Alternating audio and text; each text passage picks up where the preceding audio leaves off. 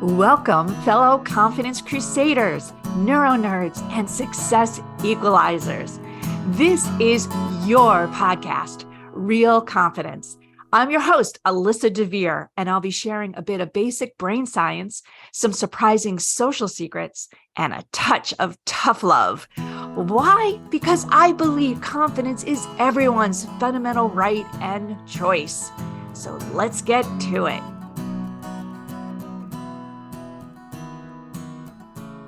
Body peace. Just saying that Yes. word it just kind of almost gives me a little bit of peace just saying it. So Nina Manelson is with me. We are going to talk about what body peace is, why it's needed, and if the two of us have a little Boston kibitzing here, Twang. it's because we're about 45 minutes apart. So welcome to the show, Nina. Thank you so much, Alyssa. Really a delight to be here. All right, body peace. What is it and why do we need it? Yeah. So the best way to understand body peace is to think about body hate. And I say that because most of us know what that is really well. When we're looking in the mirror and we don't like what we see, when we eat something and we think, oh my gosh, what the heck was I thinking? When we get on a scale and feel terrible about ourselves, when we walk into a room and compare ourselves to other people in the room, all of that is body hate, body shame, body comparison. And it makes us feel bad. Fundamentally, it makes us feel bad. And it actually, even though we think it might, it does nothing to motivate more better self-care. In fact, it just sort of derails our train versus body peace, which is a connected relationship to one's body, where we're listening to what our body wants and needs, where we're responding to what makes us feel truly vibrant, truly alive, truly at home in our body. And that's what we want. I love it. All right. So now that we kind of have this phrase that just like grabbed my attention when you wrote to me, how did you get into something like this? And what is that? What is it that you do? Is it counseling? Is it therapy? Is it a diet? Like what is it that you actually do for people so they achieve body peace? Yeah. So, how I ended up in this world is because I was in body hate for many years, body hate, and then managing my, oh my gosh, I got to start again on Monday. Oop, blew that by Thursday. Let's start again on Monday. Oop, let's start that tomorrow. So, I was in the cycle of dieting, the cycle of feeling bad about myself. And I slowly worked my way to a place of feeling at home with my body. And I was like, I bet I could help people do this much faster than I did because through that process, that was a personal process, it also became a professional process. I was a therapist. I became a health coach. I dove into psychology of eating and intuitive eating and internal family systems therapy. And so when you ask, what does it do? I would say I'm a body peace coach. I founded Body Peace, but I really coach people on how to reclaim their relationship with their body. Because fundamentally, what we're doing when we're hating our body, when we're feeling shame, is we're divorcing our body. We're like, I don't want to deal with you. You should go, I don't know, to the gym. You should go on a diet. We're like treating our most sacred partner like trash Mhm. and bossing them. And body peace is about reclaiming the relationship with self. It's coming into a conversation that's respectful and responsive. And so the work that I do individually with people coaching, but I also work with groups of women because I find that when women get together in groups, the shame falls away. We're like, oh my gosh, you felt that too? Someone name called you, you went to the doctor, and all they told you was just to lose weight with no recommendations for anything else, Right. Your right? BMI is high. Deal with that. Mm-hmm. Right. Totally. So we want to be in connection and community in an environment that makes us feel like, oh, yeah, it's okay to be seeking a sense of real, authentic well being in my own skin. Wonderful. Thank you for doing the work. Thank you for explaining it. Now, when you said body shaming is like feeling, you said when you were going through it, it was that feeling of I shouldn't eat that. I should Mhm. have eaten the whole, that's my age showing with the Alka-Seltzer. But that it is that constant berating of I should, right? I should Yeah. exercise more. I shouldn't have eaten this. I should eat that. I should, right? Um, I think I had, and I say I had because I maybe found body peace on my own. I also lost a lot of weight in the last year. So like part of it was just like shut up and do something.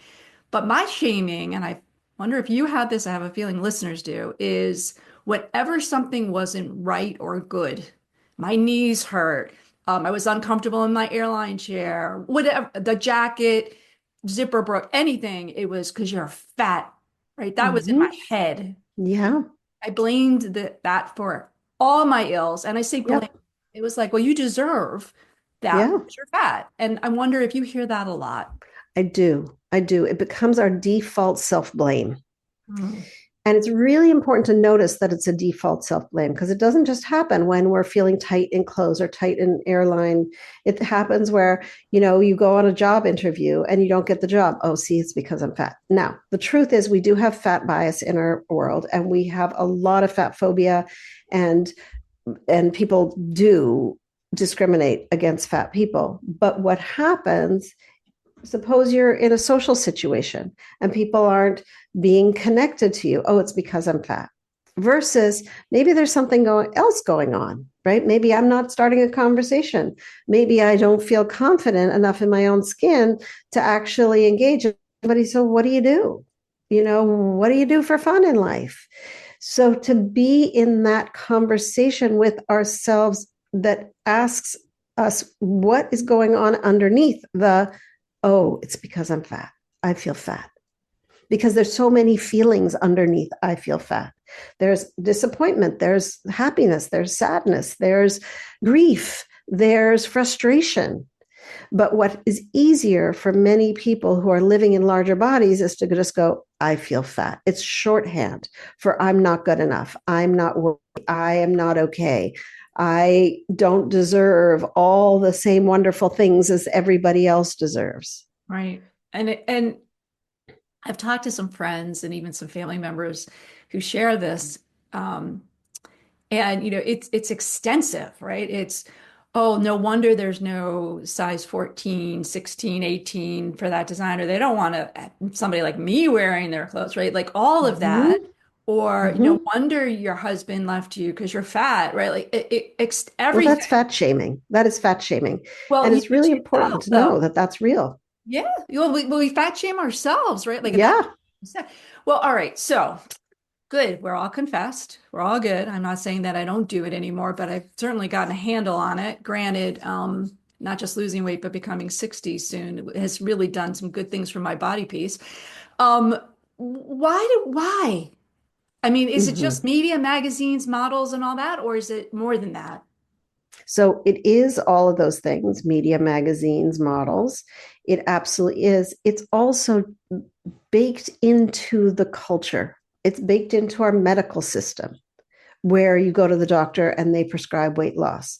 In fact, there's a study that I read around two people that included two people, a daughter and a father, and they both went to the doctor with similar issues. And the daughter was said, here's PT, this might help, this might help. And the father, who lived in a larger body, they told him, just lose weight.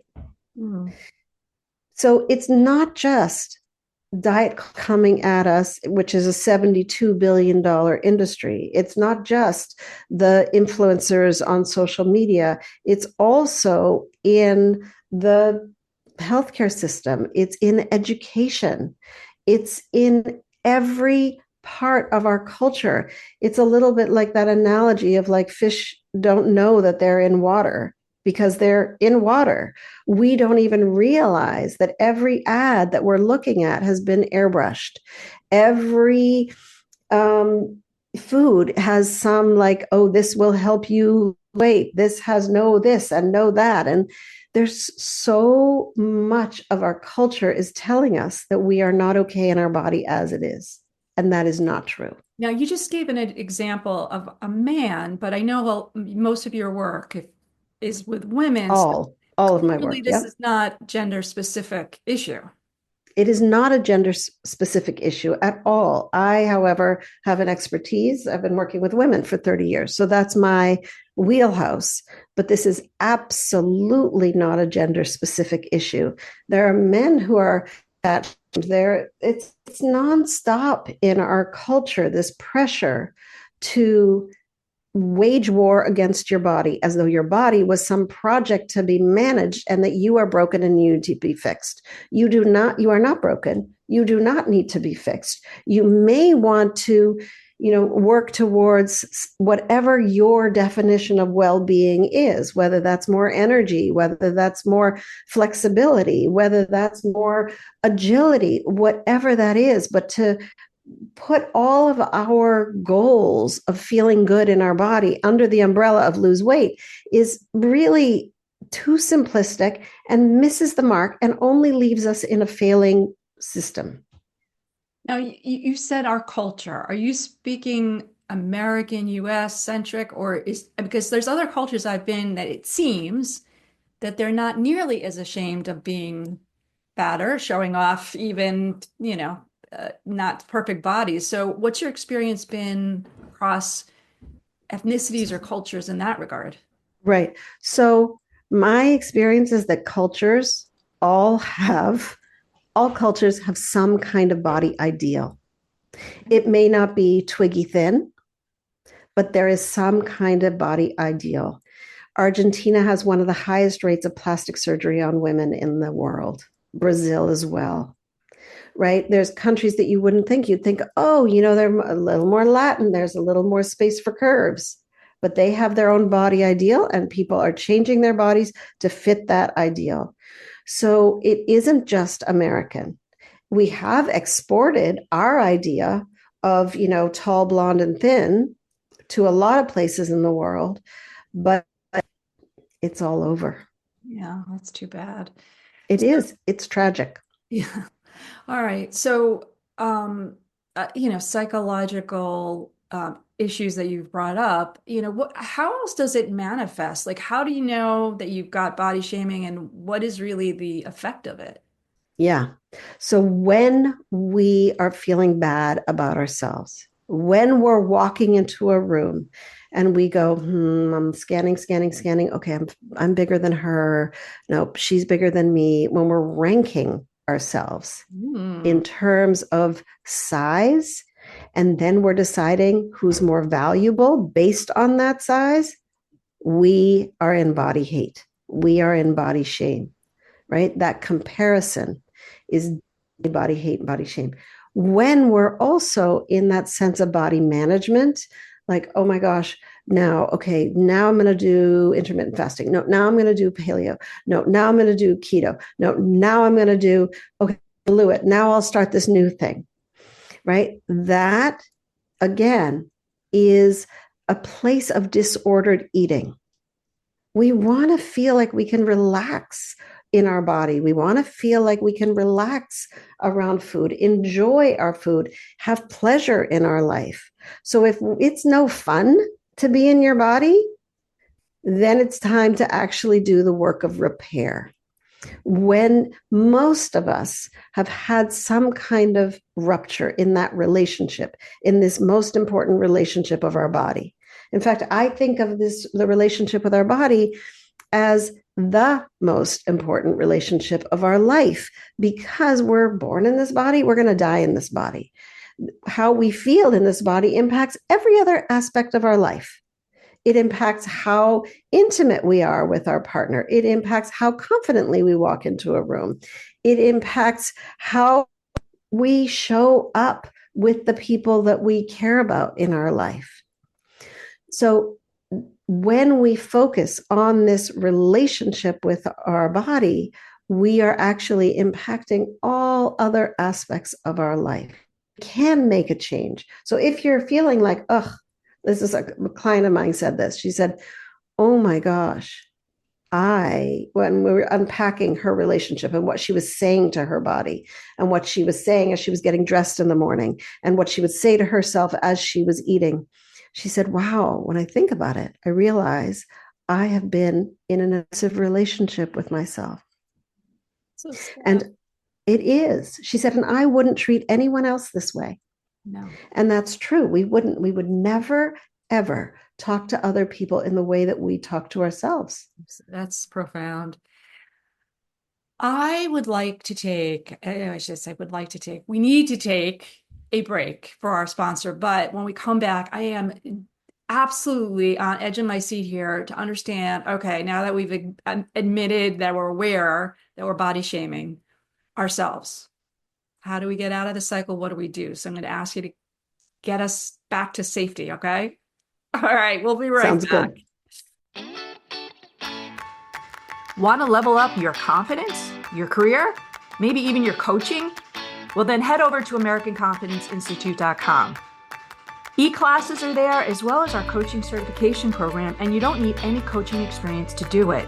However, if you are an experienced coach, you can get ICF and SHRM continuing credit. It's fast and easy. If you work in an organization, consider bringing in a kick-ass keynote or a uniquely engaging workshop. We also have team learning programs, and they all apply to both your personal and professional life, which makes them really special.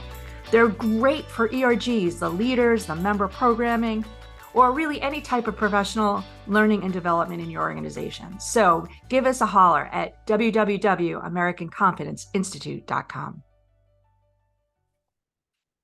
Back with Nina Manelson, who's teaching us about body peace. You just have to that's a beautiful phrase. How do we get to be body peaceful, Nina? Please help us. Yeah. So the first thing is really noticing what the current relationship is with your body, right? We just unpack that, right? If you're shaming yourself, if you're hating yourself, if you're trashing yourself, it's a little bit like, a GPS. We're in Boston. We're trying to get to New York. We plug it into the GPS, and the first thing it does is figure out where you are.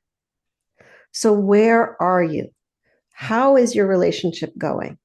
Right? What's going on? How do you talk to yourself? How long has this been going? Where did you learn to talk to yourself this way? All of these things are really important in looking at where are you currently in your relationship, because then you can decide, do I want it to be different? And there's a very simple exercise, Alyssa, if you're willing to do it with me. It's a way, it's so simple, but it's a way to start the conversation. Because what we're doing is we've stopped talking to our body. We've stopped having an actual conversation. We're just yelling at our body all the time. And then when our body needs our attention, it yells back at us. So we want to start a gentle conversation with our body. This is a way to start to repair the relationship body. This is not going to do it all in 1 second, but it's a beginning. So if you would, close your eyes, put your hand on your heart and feel the pressure of your hand. Actually feel it against your body. You may feel warmth. You may feel a little pressure. You may feel a lot of pressure. And then in your mind's eye, as though you were whispering to somebody you truly cared about, say, hello, body. Hello, body.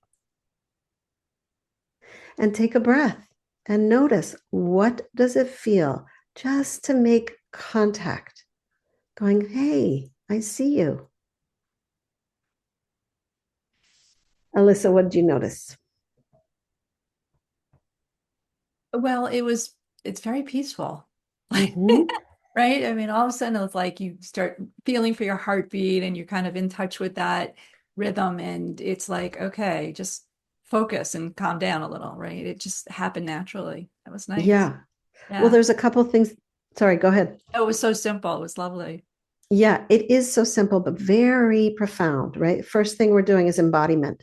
Oh, I'm getting out of my head, which is like I'm thinking about my body. I'm thinking about what someone else thinks about my body. Get out of our head, get into our body, right? And then start a gentle conversation instead of like, oh my gosh, you should go to the gym. You should stop eating. right? No, hello. It's the way, Alyssa, when you and I started talking, I was like, hi, Alyssa, right? It's the way we start conversation. It's the way we engage. And it may seem very like, oh, this isn't going to make a big difference. But the more we practice, and that's the thing about body peace, it's not a destination. It's not like, woohoo, I'm going to be positive about my body all the time. Woohoo, I'm going to love my body all the time. That's not how any relationship works in the world.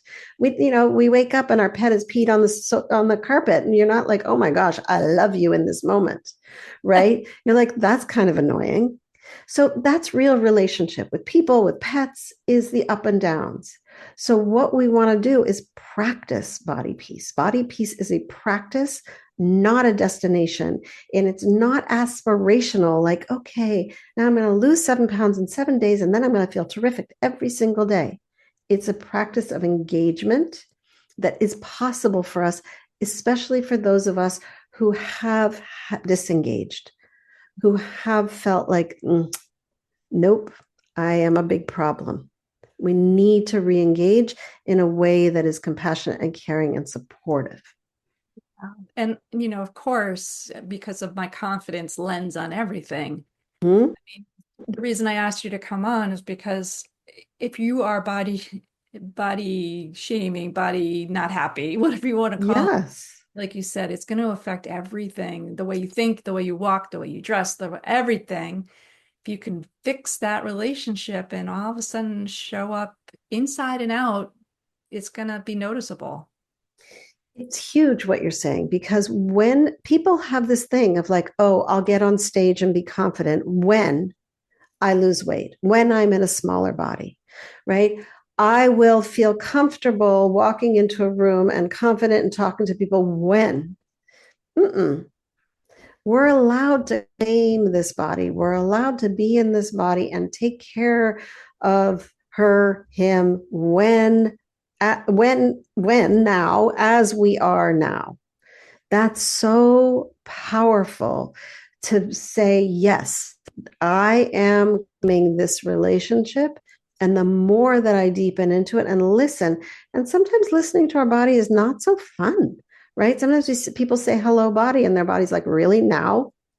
You know, I've been trying to get your attention for over 50 years. Now you're going to be nice to me, right? Or sometimes we go, hello, body, and the body goes, wow, I have a story to tell you. It's been hard. There's been trauma. There's been loss. There's been injury. There's been illness. It's like working in body peace is not like going into therapy as Yeah. a couple Yeah. and really repairing the ruptures that have happened. Yeah, it sounds it, but it also sounds like the benefits are huge. Can you just give me an example or two of some people who've overcome their body issues and achieve peace? Like what kinds of results do you see? Yeah, they get on with their life. And a story that I love, there was a woman that I worked with, and she was like obsessed, right? And she was really into the like wellness culture. I'm going to eat this way and do it this way and cut out this and cut out that. And she was like, literally, all my brain space is based on what I'm eating. And so we really did the work around her management style with her body to come to a place of compassion, of awareness, of listening, of being truly connected. And she was like, yeah, I think I'm going to go back to school now. She went into a management program. She got a huge promotion because she freed up her mental space, her energy, her psychic space. The thing that I hear the most from people when they define, I often ask my clients, like, so what is body peace to you? And the word that I hear the most is freedom, because people feel shackled. They feel imprisoned. They feel oppressed by their relationship with their body, and what they're saying to their body is so painful. My friend, I hope I can call you that now because you have been just such a delight to listen and learn from. Of How can people course. continue to listen and learn, reach you if they want to engage in some of the programs? And I believe you're going to give away some goodies too. Yes, I have two wonderful ways to start on the path of body peace. And one is a practicing body peace journal. And you can find it on my website, ninamanelson.com, or Body Peace with Nina, all one word, takes you to the same place. And that journal has 20 questions that I would ask you if you were sitting in a session with me, that I would ask you so that you could figure out what's going on with my relationship with my body. What happened? Where did this rupture come from? And in it also are 5 of my Body Peace poems. I write poetry about women and their relationship with their body because I feel like we don't have the language in our culture to talk about a supportive relationship with our body. All we know is how to hate our body. And so we need new vocabulary. We need new ways to think about and feel about our body. So that's one great way. And the other is I have a Body Peace Masterclass. Also, go to ninamanelson.com. And the masterclass really gets into different kinds of relationships that we can have with our body that are not body hate and body management. Wonderful. I again, thank you so much for sharing wisdom and insight and doing the great work to help people really feel better about themselves, their bodies, and certainly give them a tremendous amount of confidence. Thank you so much. Totally my delight, Alyssa. Thank you for having me.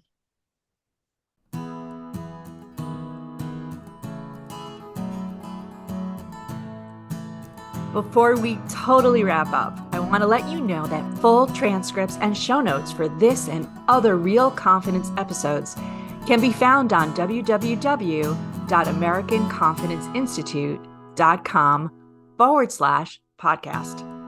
I also want to remind you once again that the best way to get confidence is to give it to others, and you can do it just by liking and sharing this episode on your preferred podcast and social media channels. You can even give me some confidence by noting topics you'd like me to consider for the future. So for now, this is Alyssa DeVere. Thank you for helping to bring more confidence to the world.